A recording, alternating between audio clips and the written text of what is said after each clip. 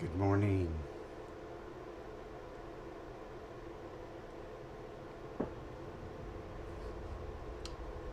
I've been thinking. Sometimes it's dangerous, I know.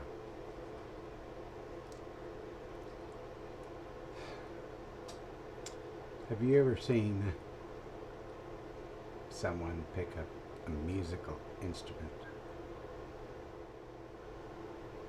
You can tell the moment they pick up the guitar. Any individual, even if you don't know them, whether that thing is comfortable in their hand. After they play it for a few minutes, you can tell whether they're struggling or whether they know what to do with that thing. And there's a difference between someone who is talented and may have ability and someone who has exercised that ability and developed the muscle memory and the ability to just do without thinking. The same thing applies to an individual who has spent their time in the Word of God. The only way to become proficient, the only way to really develop yourself is to spend time in the Word. And that's what I'm inviting us to do while we have time here, is to spend time in the Word.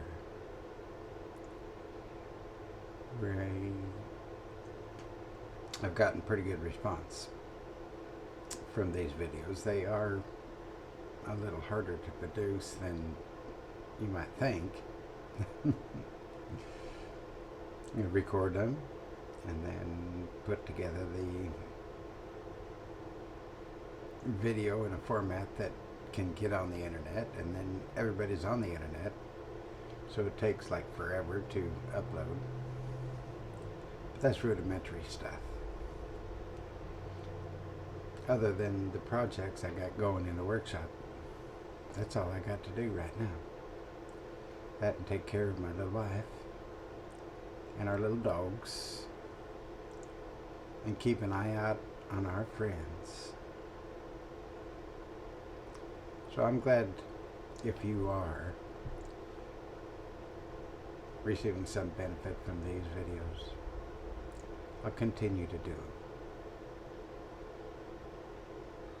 I'd like to turn our attention to another witness this morning. And let's just read. Let's read what the poet has to say. John,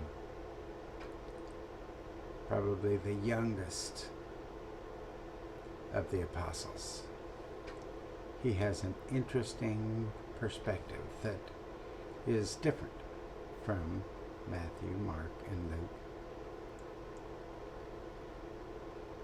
Open your Bibles to the Gospel of John and chapter 20 and read with me. We'll have a look at what he looked at. On the first day of the week, here we are. We know what day we are looking at way back in time. First day of the week. We have Mary Magdalene came to the tomb early while it was still dark and saw that the stone had been taken away from the tomb. So she ran and went to Simon Peter and the other disciple, the one whom Jesus loved, and said to them, "They have taken the Lord out of the tomb, and we do not know where they have laid him." So Peter went out with the other disciple, and they were going towards the tomb, both of them running together. But the other disciple outran Peter and reached the tomb first. And stooping to look in, he saw the linen cloths lying there, but he did not go in. Then Simon Peter came following him, and went into the tomb. He saw the linen cloths lying there, and the face cloth, which had been on Jesus' head, not lying with the others, not lying with the linen cloths, but folded in a place by itself. Then the other disciple, who reached the tomb first, also went in, and he saw and believed. For as yet they did not understand the scripture that he must rise from the dead. Then the disciples went back to their homes. John gives us a unique look. Of course, the other disciple we know is John himself. So he was there. He was one of the two. He was the other one. He was the fast one.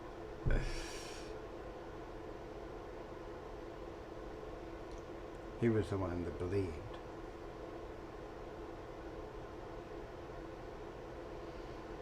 Then the disciples went back to their homes.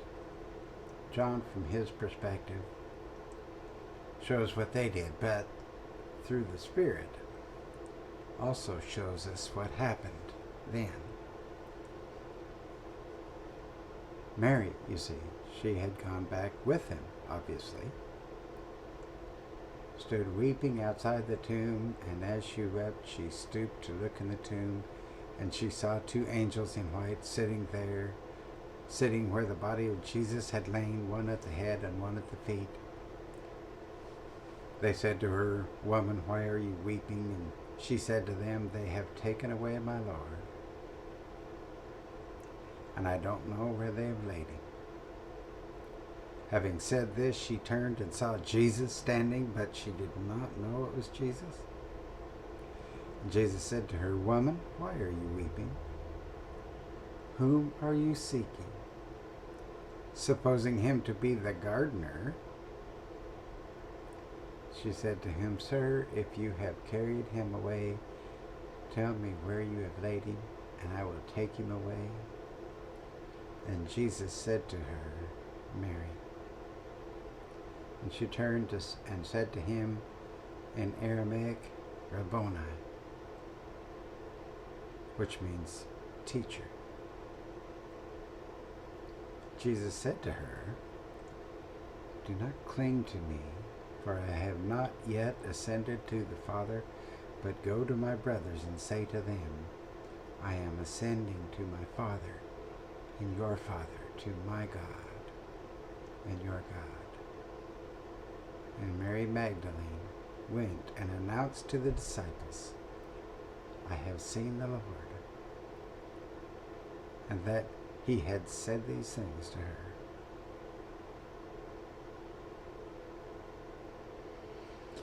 You see how the picture is filling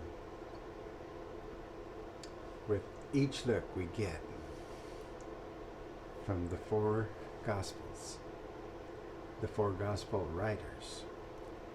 Our picture of these events emerges, and the harmony and the blessing received by these individuals and the instruction that they are given. The instructions which they extended to us. We'll put a period right here. That doesn't mean that you have to stop where you are. If you are there with your Bible open, spend some time. Go from here. Look and see where the Lord can speak to you. These are words from the workshop this early morning. Peace. Be still and don't be afraid.